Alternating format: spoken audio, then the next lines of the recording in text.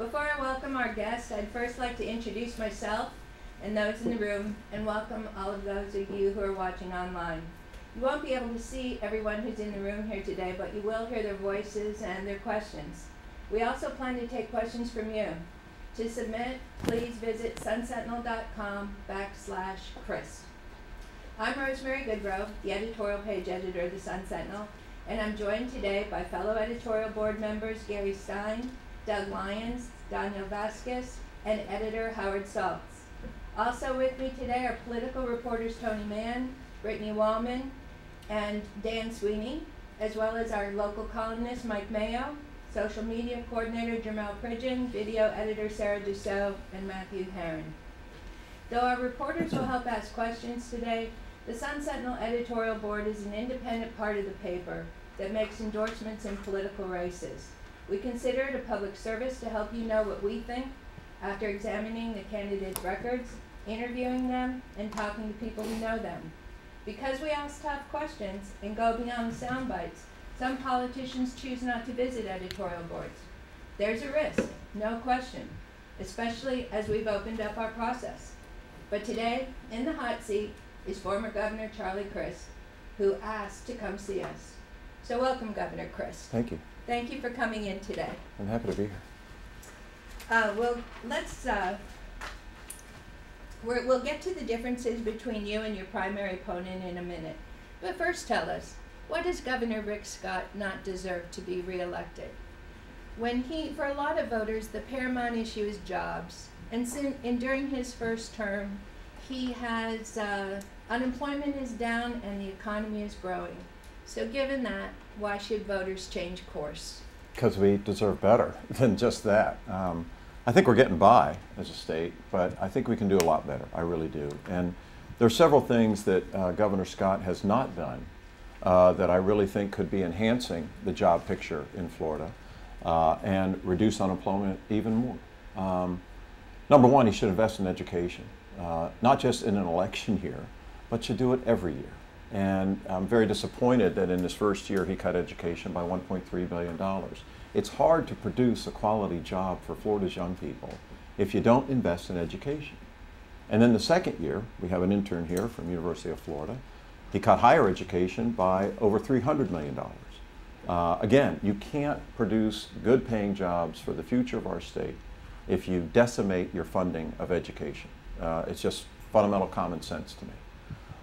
And by contrast, when I was governor, even during the Great Recession, my administration and the legislature funded education at a higher rate, almost $200 per pupil higher.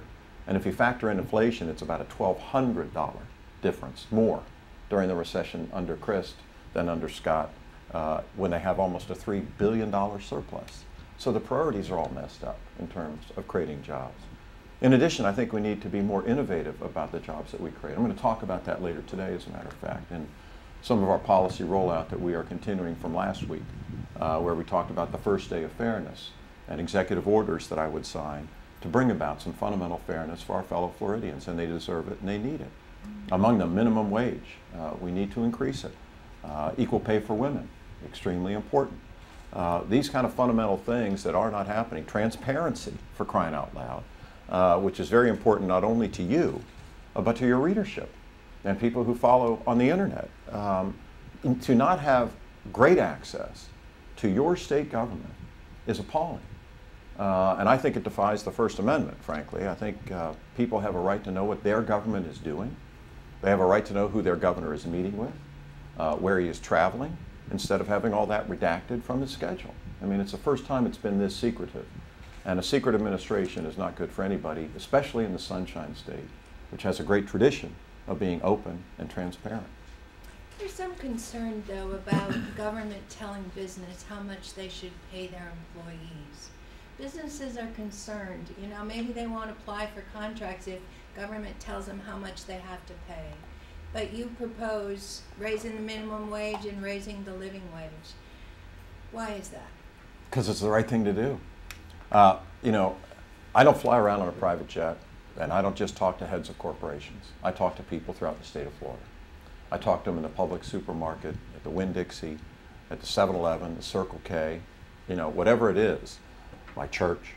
And people are working 2 and 3 jobs each, a lot of them, a lot of them. And if you take the time to go out in the community and actually listen to people and see what's on their mind and what they have to say, I will tell you that they deserve a minimum wage. It's the right thing to do. An awful lot of companies and corporations here in Florida pay it anyway because they think it's morally right to do so. It's very hard for people to get by, you know, and that's why a lot of them have to work 2 and 3 jobs if you don't give them a decent wage. It's called respect, and people deserve to be respected. None of this is outrageous. None of this is over the top. It's just reasonable, it's common sense, and it's fair, and that's why it should be done. Governor, several months ago you were way ahead in the polls, 10 points, 12 points, and things have kind of evened out now according to the polls. Why do you think that's happening? How are you going to get the momentum back? Well, I think we have, number one. Why do you say that? Well, last week in 2 public polls we were up 5 or 6, but that really doesn't matter. What really does matter is what I'm running against. And you all know it as well as I do. $100 million. It's hard to run against that kind of air assault and be successful. We're testing, you know, the limits of political competition in this race. We're going to be outspent. We already have been. You know, we haven't spent, I don't think, $1 million on TV yet. My opponent has spent about $30 million on TV. If they spent that against you, your numbers wouldn't be so good either. But we're ahead. And in 2 public polls last week, as I said, we're up. And we just started our communication. And I think the more we communicate, I think the better it's going to get. Because we'll tell the truth about him, what he's done to the environment, what he's done to education, what he's not doing for the economy, what he's not doing for transparency, and what should be the case. You don't think you've lost momentum at all? I think we've got it back. Quite the contrary. You know, there was a time when we were dark. I mean, we were not on the air at all. And he's been on since the day I announced. He did about $500,000 that week of an assault, which didn't knock us down. But I think we proved we don't have a glass jaw. You know, we have sustained about $30 million of incredible air assault, unprecedented, I'm sure, in Florida history. And yet here we are. I am still here, and now we're a little ahead. And they're acting kind of desperate, I think. Governor, the air assault may have contributed to this, but there are many people out there who have a hard time knowing exactly where you stand on various issues. You've changed positions on the Affordable Care Act, abortion rights, gay marriage, the Cuba trade embargo over the years. What should people make of that, and where's the consistency in there? Well, the consistency, let me cite a few. Let's talk about abortion rights first. I have been in the state Senate representing the Tampa Bay area. I have been Commissioner of Education of Florida. I've been your Attorney General, and I've been your Governor. Let's go way back to Tampa Bay, when I was a young state senator, as a Republican. And one of the first votes I had to take related to one of the issues that you addressed, the abortion issue. The bill before our Health Care Committee was dealing with a 24-hour waiting period and whether or not a woman would have to wait in order to make a decision about her own body. Now, I was raised with 3 sisters and no brothers. I was raised by 2 parents who taught me to respect everybody and their ability to make their own decisions about their own life. And so when that bill came before me, I voted against it in committee. Because I, as a Republican, voted against it in committee, it didn't get out of committee. It died on a 3-3 tie. So there's consistency in the fact that while I may be privately, personally pro-life, and what I mean by that is that I'm for life, I hope we all are, but I am not for imposing my will on others and telling a woman what to do with her body. And that is consistent all the way back to being a young state senator from Tampa Bay. I've always cared about the environment. It's always been a priority for me. I've always cared about consumers, about protecting them and making sure they're treated fairly. I did it as your Attorney General. I did it as your Governor. We actually had a Public Service Commission that did some regulation. We had an Office of Insurance Regulation that would actually regulate insurance companies. As you know, the Governor has signed legislation that essentially guts that law. It's unconscionable. We see again rates going up. We see again the fact that utility rates are going up. My own bill goes up. I pay it every month. And they're not cheap, and they're getting higher. And it's thanks to Rick. And it's got to stop. Enough is enough, and I think people are ready for a change. Governor, you mentioned protecting the public. And as you know, this nation has faced a lot of gun violence. And we have a reader, Diana Rabinowitz, who asks, Technology. It's wonderful. technology, yeah. I'll come back to it. Sure. Why did you ask this reader question? All right, great, we'll get another reader. Jeff Dombeck asks, what is your opinion about Governor Scott vetoing last year's alimony bill when it was passed by the majority of the legislature? What is your feelings about eliminating permanent alimony? Well, you know, I'm a lawyer, and I was Attorney General, and to give a broad sweeping response to that, these cases are all different and unique in themselves, and that's why we have judges, which is important. I want to talk about appointing judges. But I think that, you know, the fact that you have alimony, it's brought about to try to make sure that the spouse, whichever one of the two, needs the help, gets it. It's a fairness issue. How it's done in each individual case, I think, needs to be decided by individual judges, not by the governor, not by the legislature. We're supposed to appoint judges to judge. And I think that one of the biggest issues of this campaign that has not been talked about very much will be the appointment of Supreme Court judges going forward. 4 of them, and you all know this, because of the age 70 rule of retirement in Florida, will have to retire during the next governor's term, whoever that is. It's important to me, and I think it's important to Florida, and important to justice, to make sure that we make a change.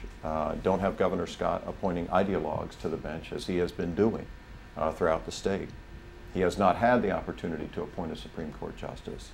And I think that it would be much better for the people of Florida, whether it's this issue on alimony or any other issue on education or the environment, appropriate funding, congressional maps. There's a lot of things going on where judges make a huge difference.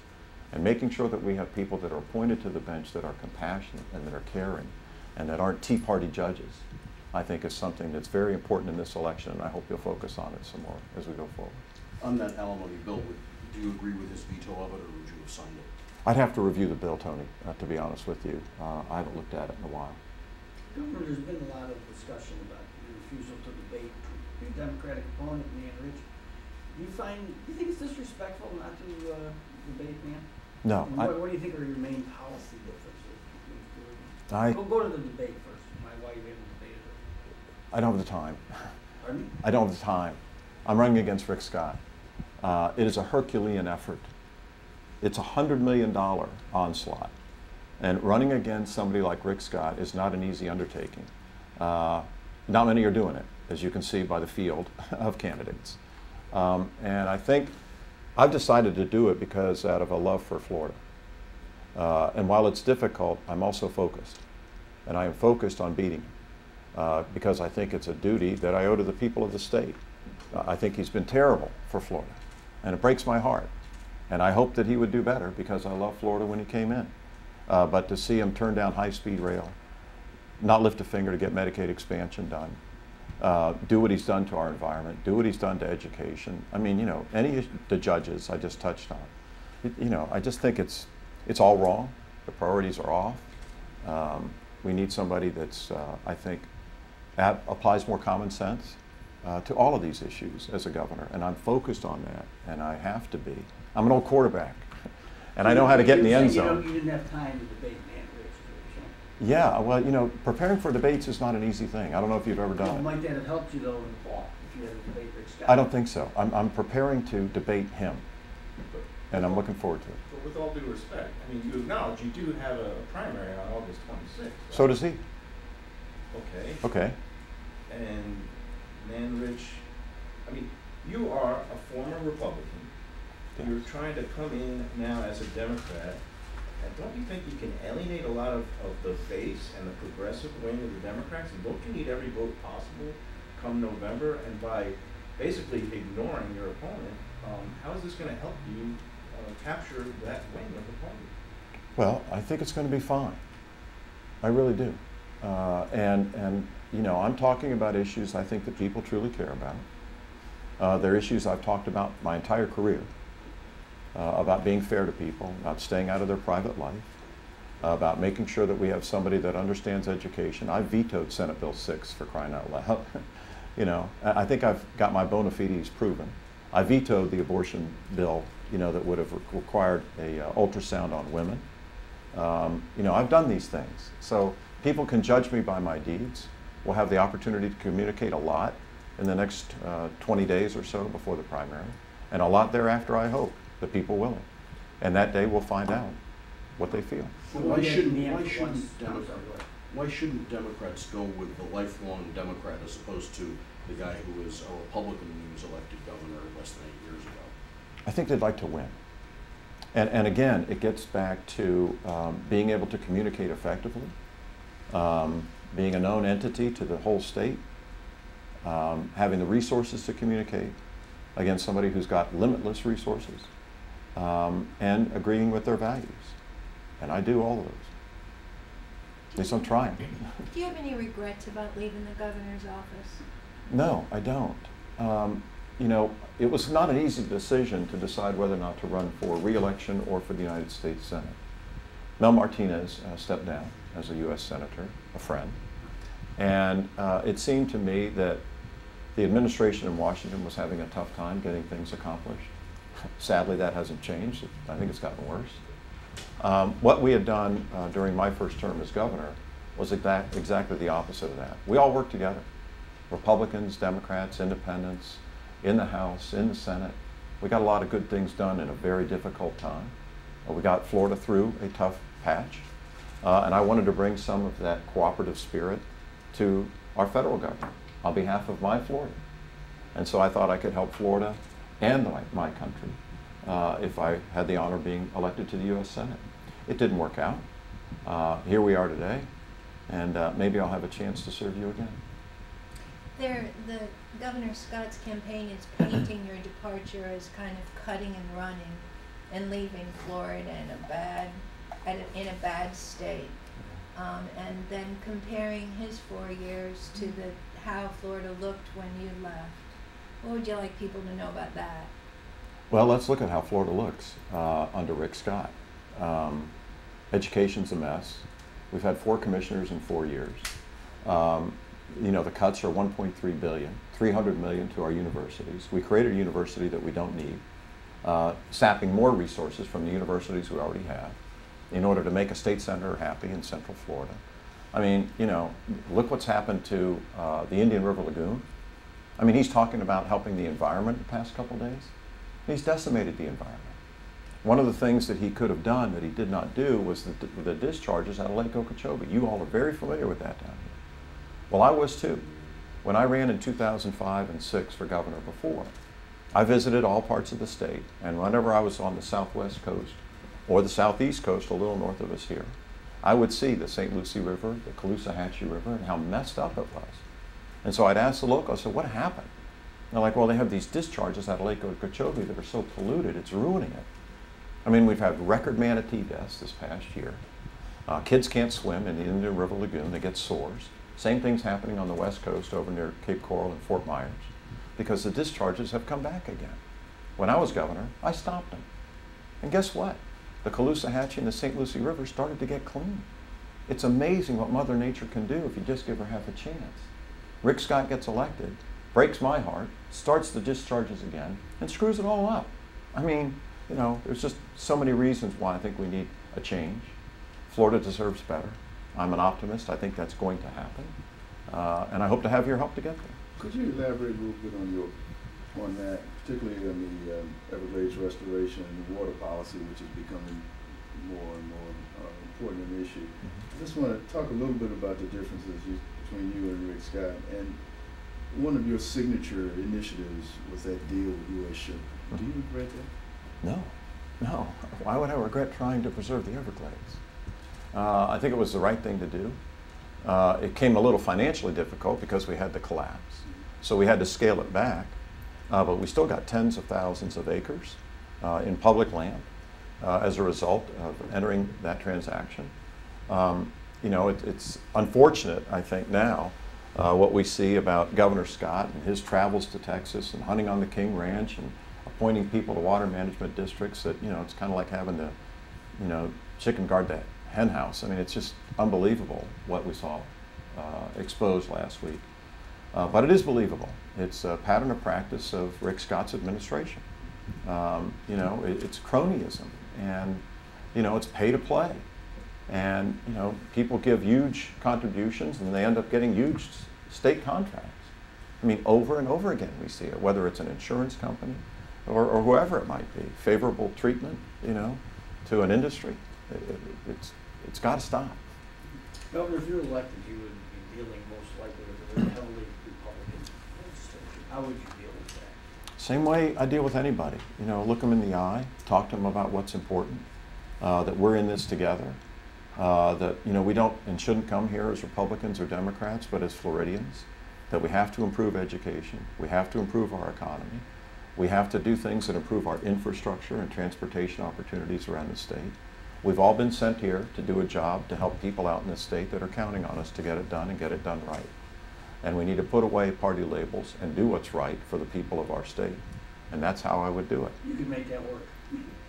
I mean, you can make people believe that, Republicans believe that. I can try. You never know unless you try. But beyond that. I'm not done, if I might. There's one other thing. Governor, could you speak a little bit louder for our Of course. mic? Thank you. Yeah, well, where is it? Right here? Okay. One other thing I would do if I get reelected, I'll have a pen. And so it won't just be encouragement to help to get people to work with us, but also, you know, look, I mean, this pen, if the people give it to me on November the 4th, after, you know, August 26th, I hope, then that also can be persuasive too. It's not really my style. I prefer encouragement, but you have to use what's at your resources in order to help your state. But beyond just being a typical Democrat, aren't you going to have to deal with a lot of personal animosity towards Republicans, former associates of yours who regard you as some sort of traitor? I have no animosity. I'm not sure how much animosity they really have or they have to feign for the club. And I'll give you an example.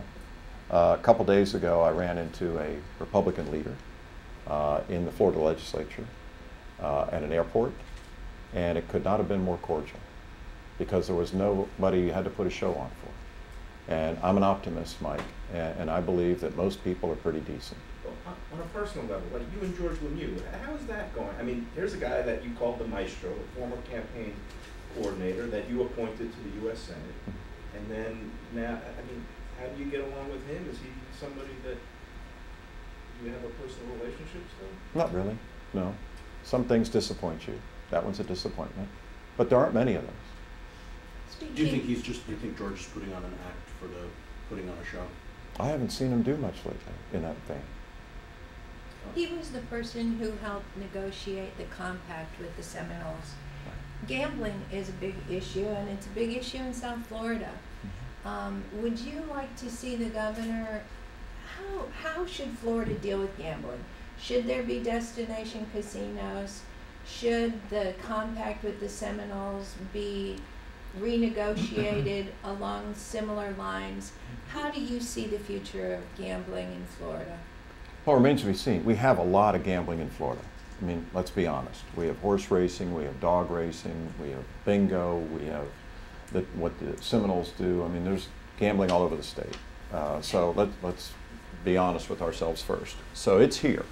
Now, going forward, what is going to happen to it? Is it going to expand? Will we have the resort destinations? I don't know. Those are decisions the legislature is empowered to make. But what is your opinion about that? I'm open-minded. I'm open-minded about it.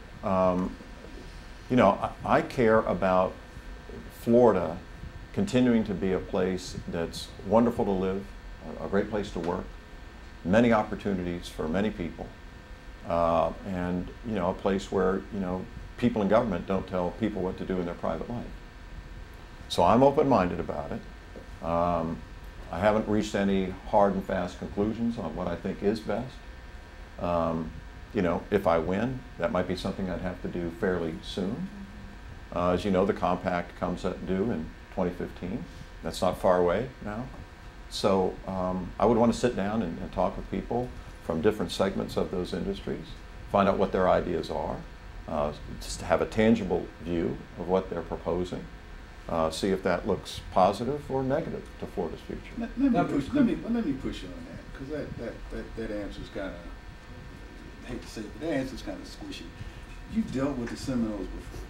Yeah, I did. You know, so I'm just curious, as someone who's dealt with the Seminoles before on a compact, what would you see or what would you push for as governor that would be an extension that is more favorable to the state of Florida and their interest? And you're here in Broward County, which is the epicenter of the pari-mutuels, and they for a long time have felt left out of the whole gambling debate. As governor, how would you address their needs? Well, some of their industry hasn't flourished of late. You know, the marketplace can tell you a lot of things if you pay attention to it. Maybe they ought to change some of the things they're doing. Maybe they aren't that popular. They wanted card games very much, and we allowed that to happen. And I think that helped that industry and helped their jobs and their economic future. And that's what I'm talking about. I mean, you need to see what's being proposed, see what's actually on the table. You know, I think a lot of things will be determined by the outcome of this election, what's allowed. I don't know exactly how Rick Scott feels about gambling. I know he's a Tea Party governor, so I think he's probably not favorably predisposed to it that much. I'm open-minded about it, and so my answer isn't squishy, it's the truth. Governor, to paraphrase another handsome governor, I will be back. I've got this question for you. As you know, we've had a lot of gun violence across the country. Yeah. Diane Rabinowitz asks, how do you respond to recent teen deaths from gun accidents? And is it time to institute some controls on gun ownership? I think it is. You know, it's pretty hard, I think, for anybody who's paying attention. Diana is her name? Diane. And to see what's happened around the country with, you know, shootings, you know, it seems like on a weekly basis. And, you know, it breaks my heart to see that happen. I believe in the Second Amendment, but I have a mind and I have common sense. And so it occurs to me that, you know, two things could be done pretty quickly to help stem the tide of the gun violence that we see in a lot of our communities, and that's wrong. Number one, I think we have to have better background checks. I do, because I think that, you know, from time to time we see that there are people who maybe don't have the mental capacity to properly use a gun, and maybe shouldn't even be allowed to. So number one, I think that would be a good help. Number two, I don't know why it is that we have to have clips that hold 30 rounds. You know, it strikes me that, you know, you just arm somebody to go into a school or a theater and wreak havoc by allowing that to continue to occur. So I think those two things would be two first good common sense steps that I don't know if a lot of people could argue with those. Some will, I guarantee you. But I think that's a first step in order to try to stem the tide of the violence we've seen. Do you have a number of rounds you maximum allowed in clips? No, I don't. But, you know, I don't know why you would need more than 5. Now, I'm not talking about the military, Tony, so let me be clear. I want them to be fully armed. But, you know, for communities throughout the state of Florida, it doesn't seem to make sense to me to have much more than that. Some people like to have that when they go duck hunting, for example. So. Could we back up to Rich again for a moment? I mean, sure. Are there policy differences between you and Senator Rich? I don't know of any.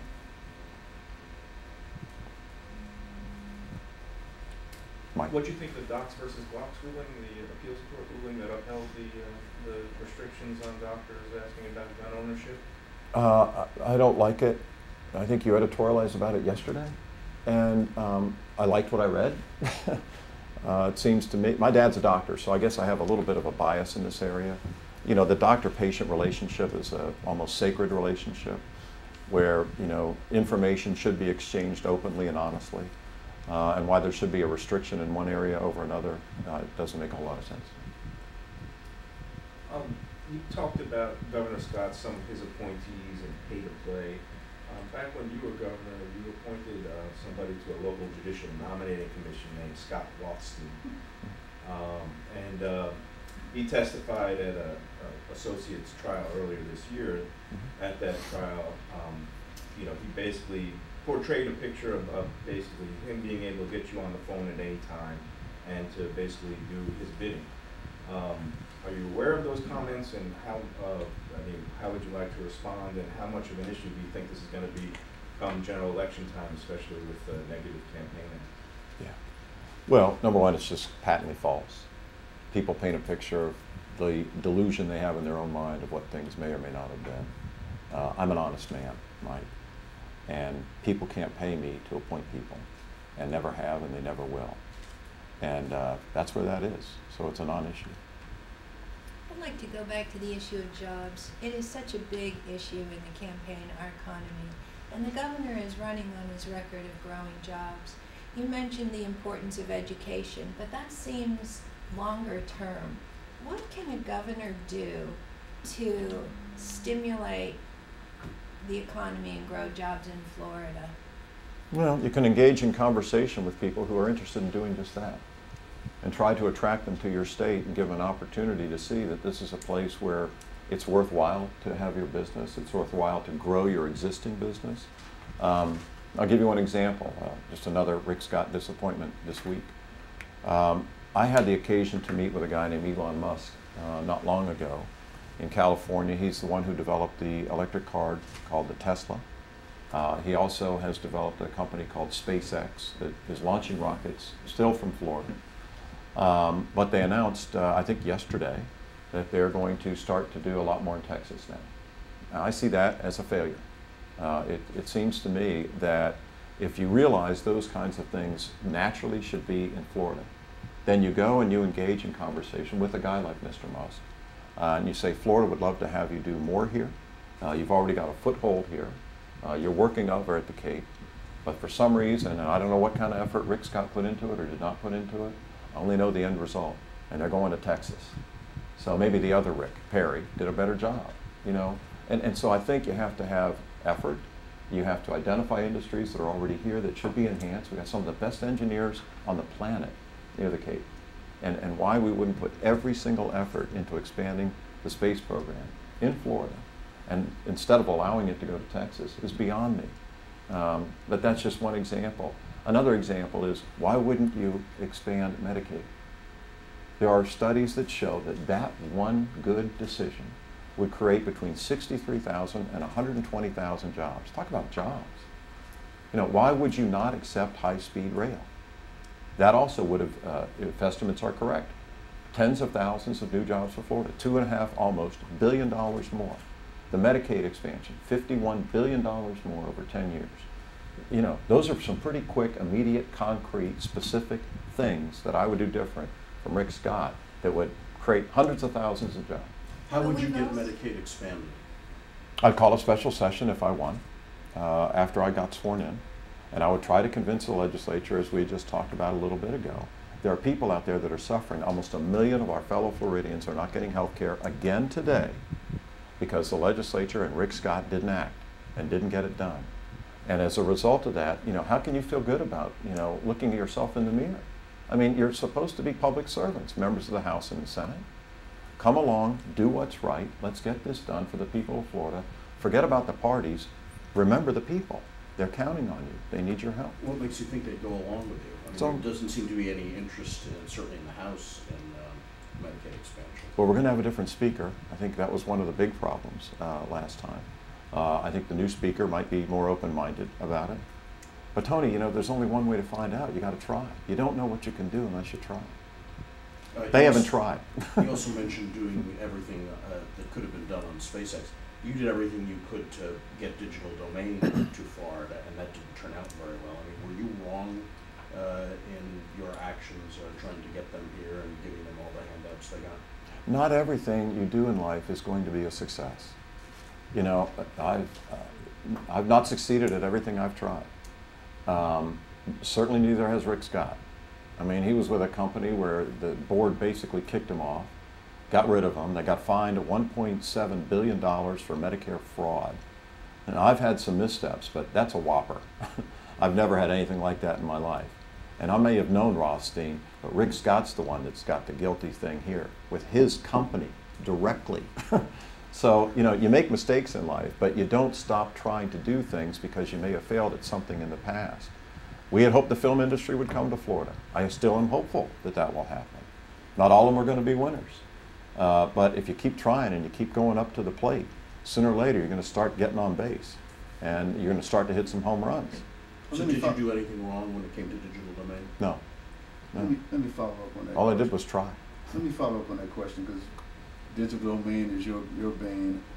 Rick Scott has also had some problems with the incentives and try to get investment here in the state. What would you do differently to strengthen the DEO's regulatory power or something to make sure that these businesses just don't take state money with the promise of jobs and investment? Just try to do better. I mean, you know, make sure that you have honest people that are intelligent, that really care about the future of the state, that are working in any of the agencies that have to do with trying to get more job creation in Florida. You know, that's where you start. It's all about people. You know, having the best and the brightest around you, having those people willing to work as long as it takes and as hard as it requires in order to get, you know, good industries to come to Florida and stay here. I think it'd be great to have more of the film industry here. Great to have more of the space program in Florida. Great to have more agriculture in Florida. You know, there's a lot of things that we can be doing to make it better. More tourism. You know, I've talked about getting rid of the embargo in Cuba. You want to help, you know, the construction industry in Florida. I think a natural byproduct of that, getting rid of the embargo, working, you know, in a productive way with the people of Cuba. I'm not talking about the regime, but the people of Cuba. I mean, you know, from everything I've read and everything that I have heard, the island is in sort of a time warp. You know, they're driving around in 1950 Studebakers down there, and people are suffering. And so if we can establish some relationship with the people of the island, the obvious, it seems to me, revitalization, redevelopment, the infrastructure, the housing of the island, the natural launching pad would be right here in South Florida. And we've got the companies to do it. Was it a mistake for you to talk about going to Cuba and then you went back on that? No, I still want to go. You know, Why did you reverse course? I didn't. I always said I Well, I thought you said you wanted to were go. this summer. Well, I would have liked to, but number one, we didn't get the license from the agency that supplies them, and number two, the campaign is running out of time, and I've got to invest my time in what I'm doing to try to win this effort, and so it's just a pragmatic decision. We asked readers to submit questions, and before we go to the next reader question, let me tell you about a question I got on my Facebook page related to the Cuba. And it has to do with people in Miami whose families fled Cuba because of the Castro brothers and who know the human rights abuses that have continued on the island.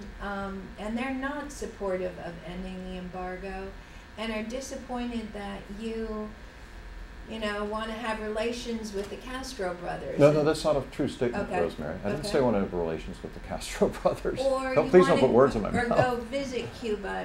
The question was, ask him if he wants to be governor of Cuba, because you were talking about helping the Cuban people.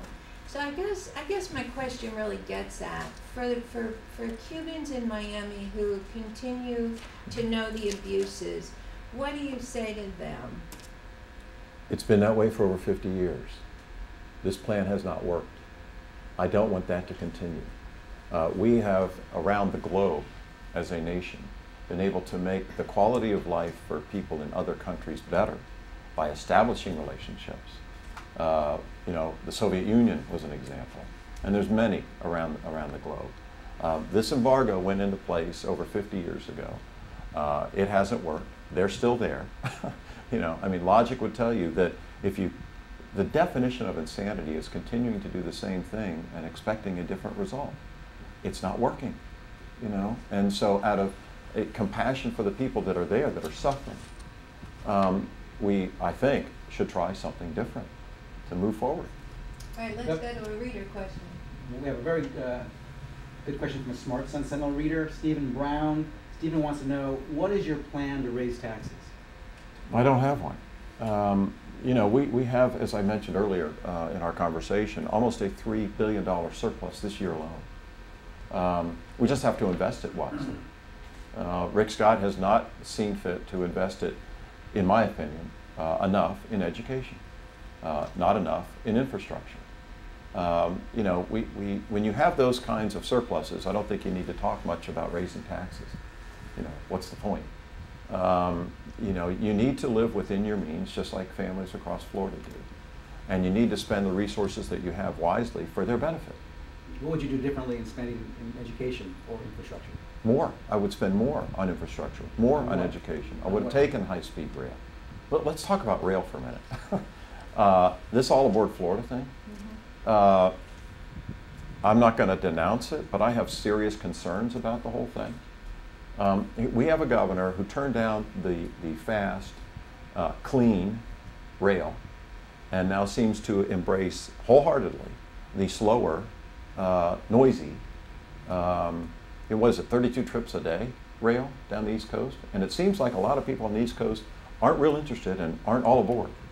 And so it seems to me that, you know, investing in infrastructure means making good decisions, not bad ones. You know, so what would I do differently? Everything. I would do everything different from this governor. How about Well, so education? How are would you do for or differently? against all aboard Florida? I have serious concerns about it. I haven't reached a final conclusion, Tony. But I think high-speed rail is much better for Florida than what this thing looks like. But the high speed. And especially the process by which it came about. I mean, to have the chief of staff of the governor advocating for it before he becomes the chief of staff, and then he becomes the chief of staff. I mean, you know, it's a mess. The high-speed rail proposal, wasn't that Tampa to Orlando though, and this one is from Miami to Orlando, so we talking about apples and oranges, and one's a private investment firm, and one's would have been, I guess, a publicly funded thing? Or? They're both very public, contrary to what Rick Scott said. You ought to PolitiFact it. He said it was going to be private, meaning all aboard, I assume, is what you're referring to, Mike? No, it's not. It depends on a huge loan from the federal government. You know, so I mean, we all have to get our facts straight. And the facts to me were that the high-speed rail would originally go from Tampa to Orlando, and then ultimately down to West Palm, Lauderdale, and Miami. So I think we're kind of comparing apples to apples, just one's fast, one's clean, one's efficient, and the other doesn't seem to be, at least from what I know about it so far. The overall general election coming up, I think Nate Silver on his website last week kind of had a posting about how you versus Governor Scott is pitting, I guess, the two people with the highest unlikability numbers, and I guess, is this, you know, some elections are, you know, people are galvanized to go out and vote. Is this a hold your nose kind of election? And what are you going to do to counteract all those negatives and actually get people to the polls? Well, a lot of things. I'm not going to reveal all my strategy to you and your audience, but we're working very hard to make sure that people know the truth. And we're increasing our communication as it relates to being into households across the state. I think that's going to make a difference and remind people that I was a governor who was honest with them, who tried to be fair, who appointed people to the bench that were compassionate, who supported education, who respected a woman's right to choose, who did the kind of things that protected our water, our springs, our environment, tried to save the Everglades. Those things are pretty good memories, and I don't think you have to hold your nose to vote for that. And that by community. I mean, you were very visible campaigning alongside President Obama for his re-election. Mm-hmm. You want him by your side come October, November campaigns, or? What do you think? You're the candidate. You got to come up with a strategy. Be honored to have him here. Honored, of course. Let me follow up on that question. South Florida, 4 years ago, was kind of an important factor of Rick Scott's election. Going into it, the race was tight. It seemed like the South Florida votes in South Florida would determine it, and Rick Scott got elected. Talk about the importance of this region and the importance of turning out Democrats in Broward County for your election. It's extremely important. You know, we're opening up. I open up another field office tonight. You're all welcome to come. Coral Springs, 6:30, I think. Broward is hugely important. And South Florida has an awful lot of people. I mean, let's just call a thing a thing. This is where an awful lot of votes are. And the other region that has a ton of votes is where I'm from, the I-4 corridor. You put those two together, you can do pretty well. As long as you're honest with people and you tell them what your vision for the future is, that you're hopeful and you're optimistic. I spend an awful lot of time down here.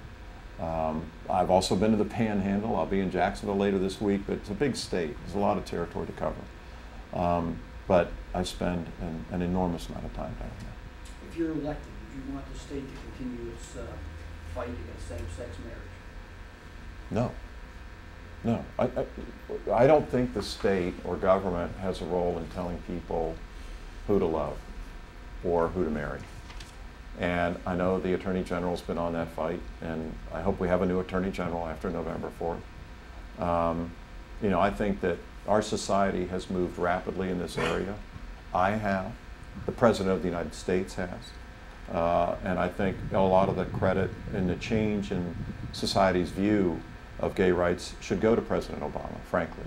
I mean, when he did an interview with Robin Roberts a couple springs ago, he said, you know, that he had been thinking about this issue, that he had talked to his wife about this issue, and eventually came to the conclusion, and I'm paraphrasing, that, you know, who am I to tell people who to love? Or frankly, who to marry? You know, why would I want to do that? Even So the you Pope always- recently said, who am I to judge? You didn't always feel that way. No, no, I didn't. Neither did President Obama. But back in '08, I mean, fully support the amendment to the gay marriage ban, right? That's what I just said. And so do you feel ashamed of that now, or? I'm not happy about it. It was a mistake. A lot of people complain. But I'm a older, wiser man now. And I'm willing to continue to listen and be open-minded because I think it's important for an intelligent person to do that. And, you know, there are some on the other side who say that you have to, you know, talk about your core beliefs and whatever they were back in the day. You know, if you believe the same things today that you did when you were in high school, I don't know if that's a very bright human being or a very enlightened person. I think you have to have the wisdom to understand that things change, facts and circumstances change, and hopefully you gain more wisdom over time. Speaking of back in high school, marijuana. Medical You're going to marijuana. confess something to us today? It was in Amsterdam. right, Mike. Obviously, there's a medical marijuana Yeah. initiative on the ballot, Yes. but And I support it the New completely. York Times is now completely editorializing in favor of a repeal of, you know, everything, recreational marijuana included. So what are your feelings on the whole shebang? Well, I support the medical marijuana amendment. I do. My law partner, John Morgan's been very active in that, as I'm sure you're aware. I think it's compassionate. I believe it to be the right thing to do for sick people. I have a sister who was diagnosed with brain cancer a year ago this month. And for people like her who may need a way to avert pain, instead of prescribing drugs like Oxycontin that are so damaging and detrimental to people, I think this is a wonderful thing. What do you think about legalizing marijuana for recreational use? I don't think about it. I'm thinking about legalizing marijuana for medicinal purposes. I think that if it's prescribed by a doctor for somebody who needs help, who is suffering, or may have lost their appetite, it's the right thing to do. Governor, have you ever smoked pot? Yeah, When? when I was in college. That's old news. I admitted that when I ran for Education Commissioner. I'd like to talk about. Have you? Have I? Just asking. But it was in Amsterdam. I've been in some circles. I'd like to talk about the cost of living in Florida. Yep. And maybe my Good. teammates can help me frame the questions. But people complain that Florida is becoming a very expensive place to live. We used to be an affordable place to live, but now it's expensive. There's the issues of insurance, property insurance. Our cost of our insurance is going up. Cost of our electricity is going up. The cost of tolls on the highways are going up. Let me start with tolls and transportation. Clearly we face challenges with transportation in Florida. Gas tax isn't getting as much money, isn't collecting as much revenue as before. We face choices of, do we raise the gas tax? Do we charge a user fee for how many miles you drive? Do we raise tolls?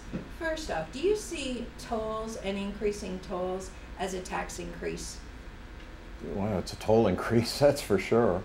I think it's something that we should avert as much as possible and avoid. Listen, Floridians pay their taxes to get certain services. And hopefully those services are provided through the taxes that they pay, whether it's sales tax or whatever. And you shouldn't have to, if at all possible, in my view, have to charge them some more for a road that they paid to have built, to ride on the road that they paid to have built, right? So I don't favor increasing tolls. I'd rather we didn't have them at all. I understand to some degree you probably do have to have them. But you know, the whole infrastructure issue and the cost of living issue and making Florida affordable again is an important issue in this race. And I refer to them as RIC taxes. Whether you're talking about insurance rates going up, I referred earlier to the bill he signed that doesn't let the Office of Insurance Regulation regulate insurance. Does that make any sense to anybody? Well, it does to the insurance industry. And I'm sure I know they've given him tons of money for his relay. And now you know why. I mean, they're profiting, they're doing well, and they're taking it from the people of Florida. If you look at utilities, the utilities in our state, their rates have gone up and up and up, and they're virtually unregulated by Rick Scott's administration. How do you regulate them? You appoint people to the Public Service Commission who care about you. They're supposed to be the Public Service Commission, not the Power Company Service Commission. Rick appoints power company people to be public service commissioners, or won't let them stay on unless they start voting the utilities way. They get everything they want. They build nuclear plants, or they charge for building nuclear plants. Then they don't build them. Then they charge the people for having not built one. It's insane. Why is it more affordable? Because Rick is not leading well. Because he's taking care of the wealthy. He's taking care of the big corporations, and he's not looking out for the little guy and the little gal. I mean, it's just not right. And it can all turn around on one day. And that day is only about 90 days away. That's what this election is really about. I mean, we can talk about ancillary other things, but it is about education. It's about fundamental fairness to consumers and ratepayers throughout the state. It's about having a transportation system that makes sense and saying yes to high-speed rail instead of no. I mean, it's just common sense instead of all the nonsense we've seen for almost 4 years now. That's why I'm running for governor of Florida. You deserve better. Do you And I'll think do there's a better. way to go back and get that high-speed rail money, or it's already gone to California, right? Well, that money's gone to California, but let's imagine that the economy continues to improve. And maybe it starts to improve a little better as we get past this election. I hope it does. I want it to. And maybe you have a governor who gets elected on November 4th that actually has respect for the President of the United States of America, instead of blaming him for everything that you're doing wrong in Florida. And you say, listen, Mr. President, we would love to have a second bite at that apple, if it's possible, and the revenues justify it that are coming into the federal coffers. Why not? Of course. You have to try. Governor, we have a question from a reader who asks, do you want President Obama's support? Yes. Yes, I was asked that earlier, and I do. Of course I do. Listen, I've got great respect for the man. He has governed during a very difficult time, and a lot of people give him more grief than Rick Scott even gives me, and that's a lot. A lot. And he takes it every day, and he serves with grace. I don't know how the man does it, but he does it. He does it well. Yeah, I think he's a great leader and a great president. I'd be honored to have his help. As former education commissioner, graduate education commissioner, how do you feel about Common Core? I like it.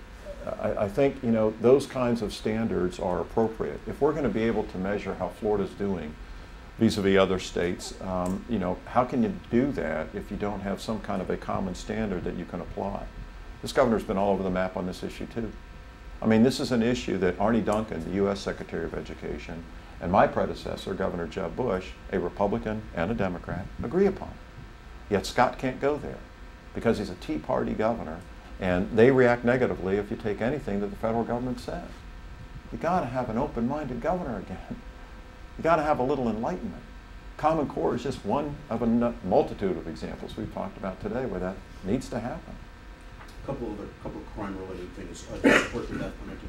I do. Do you think it needs to be changed the way it's administered? Yeah, well, I think it always needs to be looked at. Listen, this is the most solemn, difficult thing any governor carries out. It was the most difficult thing I had to do, was to sign death warrants. It's not something anyone should ever take lightly. This governor signs a lot of them, for whatever reason. I did not sign a lot of them because I took it very, very seriously. And I think that, you know, we've seen some examples across the country. I think you all wrote about it again maybe today, about how in Oklahoma, and there have been different examples where it's been a disaster. How the death penalty has been implemented, the drugs used, and how long it took, and you know the story better than I. But yeah, I think you have to constantly monitor if you're going to carry it out, how it's carried out. and that it's carried out in the most humane way possible, if that can be done. What are you trying to suggest when you say this governor signs a lot of them for whatever reason? What's your point? I'm not making a point. I'm just stating a fact. And I'll let your readers and you reach your own conclusion. I don't have to supply it. Would you support a moratorium until we can get things right? I don't know if we need a moratorium right now in Florida, so no. And Oklahoma probably needs one. I mean, you say he signs a lot of them, but if there's a backlog of 360-something people on death row, and some people have been waiting for 30 years for sentences to be carried out, I mean, isn't that what a governor is supposed to do, maybe? Each governor probably has a different view of it, Mike. Some people might like doing that. Some people might not like it as much. We've had more exonerations. Wrong people can, sentenced to death row than any other state. 24 people in our state have been sent to death row who didn't do what they were convicted of doing. And it was only later because of DNA that they got, it was found out. And yet last year the legislature pushed through efforts to do speedy executions. So where do we find the balance on this, given that we've gotten it wrong so often? You have to be very careful and very cautious. As I said earlier, it's the most solemn thing a governor has to do if you believe in the death penalty. And you can't take it lightly, and it isn't, something that you just, sign a bunch of these things and do it for whatever reason. You have to take it seriously. It cannot be at all political. It has to be handled in a serious fashion by a serious human being who understands the consequences, and there have been far too many of them. Given those people who have been released from death row, have you ever thought that you may have signed off to kill an innocent person? I thought about it a lot. That's why I didn't do many of them. It's a difficult thing to do. And the only thing that made it possible for me to do it is on the day that those executions would be carried out. You're on the phone with the prison, the governor is. And I would always have on my desk the photos of the victims for the crime that the individual had perpetrated.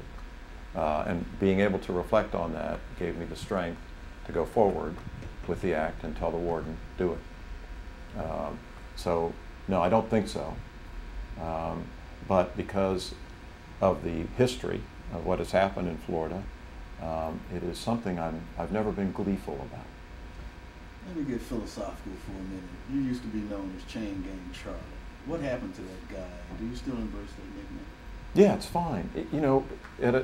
Context is always important, Doug. And I know the opposition is trying to use it to hurt me in this primary, but it's not going to work.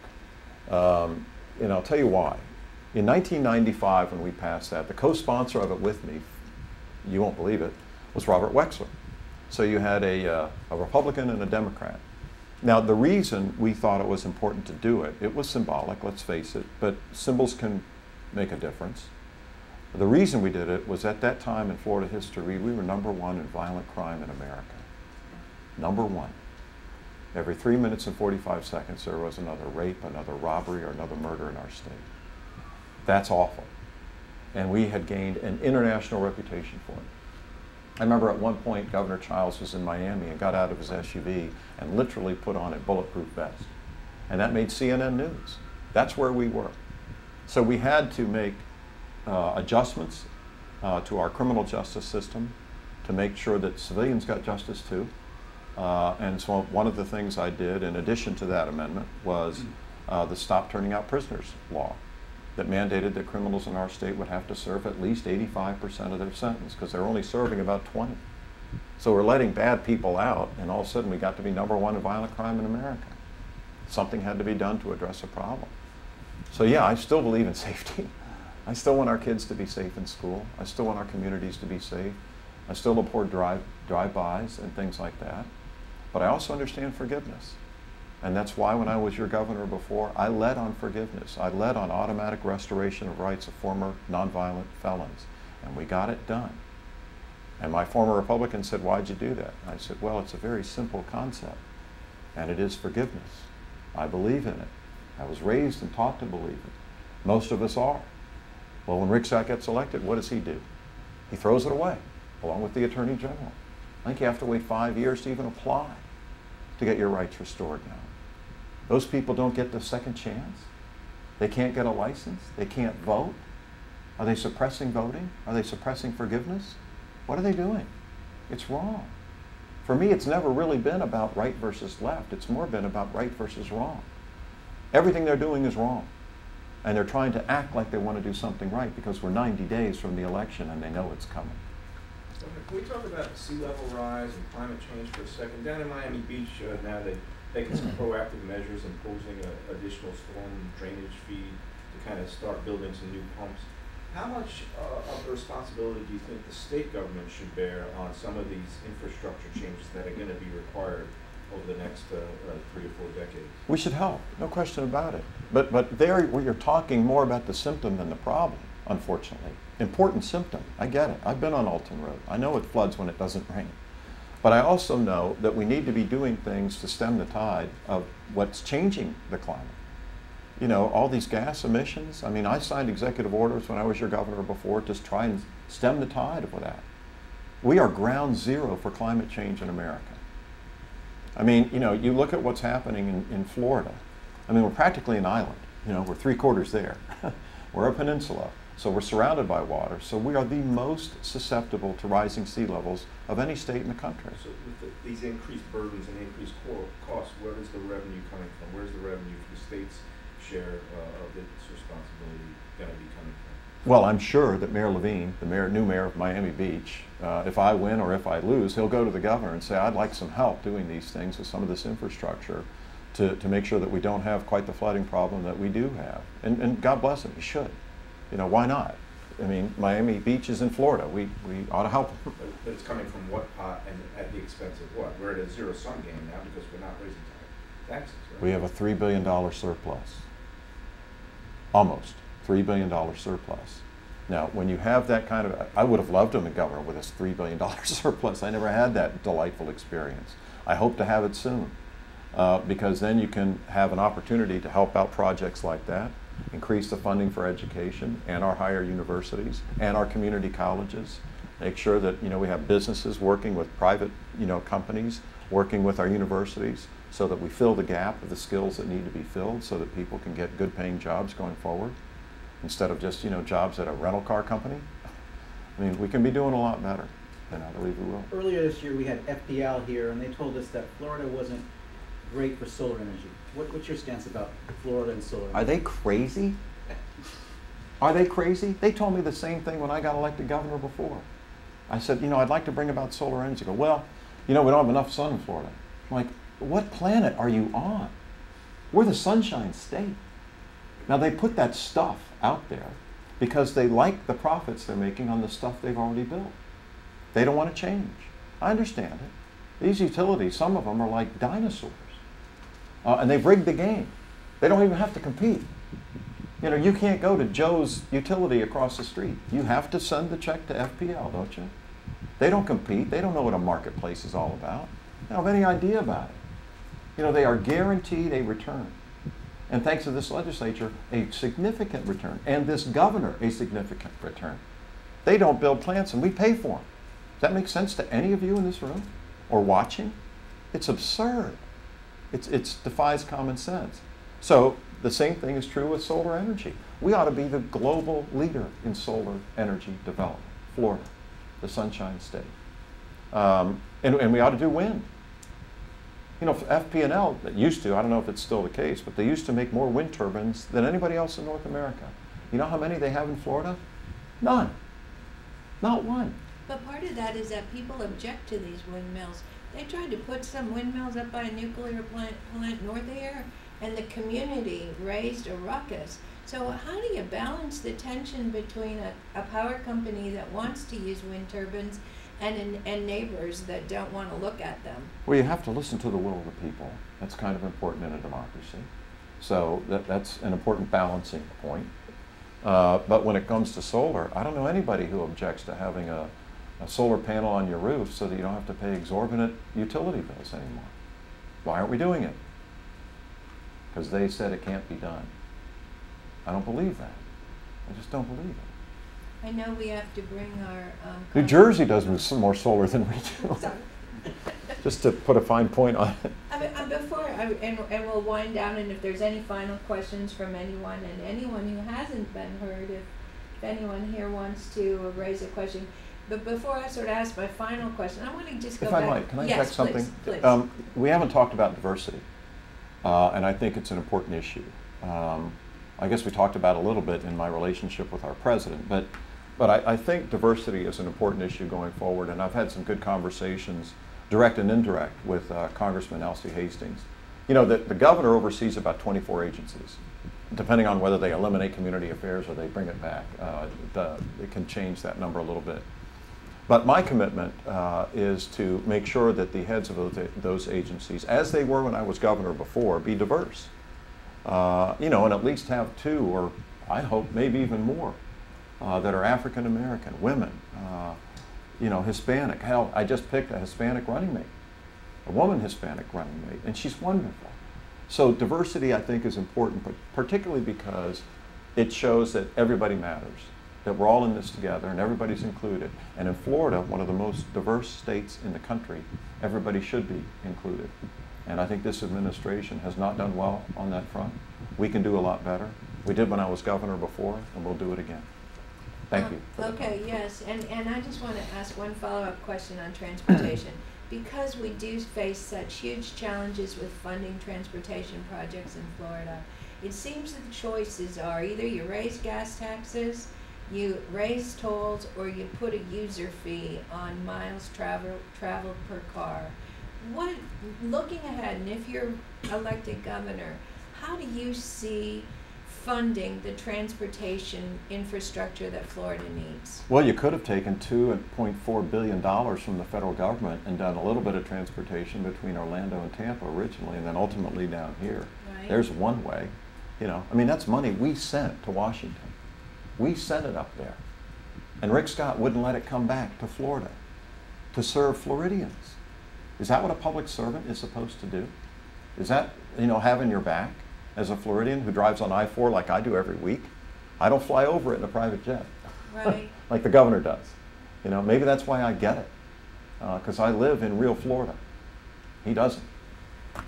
And if anyone who hasn't asked, if anybody, okay, well then let me, Actually, Tony? Okay. What's the deal with your residency? The Scott campaign has been raising questions about where exactly you live. I have So no where idea. do you live these days? Well, listen, I rent a condo in St. Petersburg. I've been there since 1983. I've lived in St. Pete since I was 3 years old. We rented a condo here in Fort Lauderdale because Broward's important, and we spend a lot of time down here. And I'm trying to save the campaign money by not staying in a hotel every night. I don't get what their problem is. So you still have the same place in St. Pete, and that hasn't changed? I'm in a different unit. My landlord wanted to move back in. I've never owned a home, Tony. I've always been a renter. So you're I'm more like you than this guy, believe me. You're in the same building? Yeah. But does your wife own property? No. She doesn't own any place other states, or? No. on Fisher Island, you guys don't live on have a home on Fisher Island? She sold it years ago. Oh. Breaking news. Okay, so we have one question we wanted to ask. Governor, the Department of Children and Family Services continues to grab headlines for charitable news about deaths of children under its supervision, 500 since 2008. Why is it so hard to get this agency right, and how do you compare DCF under your tenure versus Governor Scott? It's a difficult agency. You're dealing with very difficult circumstances. Young people in a very tragic, many times, situation. However, having said that, I was proud of our leadership in that agency. Bob Butterworth is who I selected. As a Republican, I selected former Attorney General Bob Butterworth to run the agency. And I thought he did a tremendous job. And the gentleman who followed him was George Sheldon, who also, I think, did a commendable, wonderful job. And as I said earlier to Doug, it's all about people. And the kind of people you surround yourself with in your administration will determine how people are treated. Look at Department of Corrections. Talk about a nightmare. I mean, scalding people to death in prison. I mean, you know, this administration is incompetent. Incompetent. whether it's transportation, our environment, education, DOC, across the board. You know, they've got changing heads of departments. They're like spinning around up there. Maybe it's not fun to work with the guy. I don't know what it is, but it's not working. And I know we can do better. And that's why this race is so important. And I hope to earn your endorsement. And I'll bring it to a close, and Okay. I appreciate your coming in and taking all of our questions today. You've been generous with your time, and I would just say for those who stayed with us online, thanks for watching, and that a similar invitation will be made to Governor Scott, and your opponent in the Democratic primary, Nan Rich, is coming in Friday at 2 o'clock. But let us conclude with asking you to make your pitch. Why should we endorse you? Why should people vote for you over your opponent, Nan Rich, on August 26th? And if you're successful, then why should you be elected governor in November? Because you know me, number one. You don't have to guess what I will do if I go back to the governor's mansion. You know, I have served in the state senate. I've served as your education commissioner. I have served as your attorney general and fought for civil rights. I've served as your governor during a very difficult time and got Florida through it. And I'll do that again. Judge me by my deeds, not by my opponent's words. Please do that. You have a record you can look at that fought for higher education funding, even during the Great Recession, than Rick Scott is doing per pupil with almost a $3 billion surplus. So judge me by that. Judge me by the fact that I fought for civil rights as your attorney general. One of the cases I brought was against a hotel called the Southern Inn in Perry, Florida, that was discriminating against African American children swimming in a pool. We put them out of Florida. The guy who ran the hotel can never do business in the state again. Because you want to have somebody who actually cares about you. And I care about you. And I care about your kids. And I care about your environment. And I care and love this state. I really do. And if you give me a chance to be your servant again as your governor, I will not let you down. You won't be brokenhearted by decisions that are made in Tallahassee that look like somebody's looking out for big corporations and not thinking about the people anymore. I was the people's governor. I think that title tells you a lot about my heart and what I care about. It's not a joke. I really do care about people. And God made me that way. I don't know why, but He did. And that's what you deserve to have as your servant. Okay, thanks so much for coming in. And thanks You're welcome. to everyone for watching. Thank you, Rosemary. That It was wasn't fun. too tough, was it? No, it was a piece of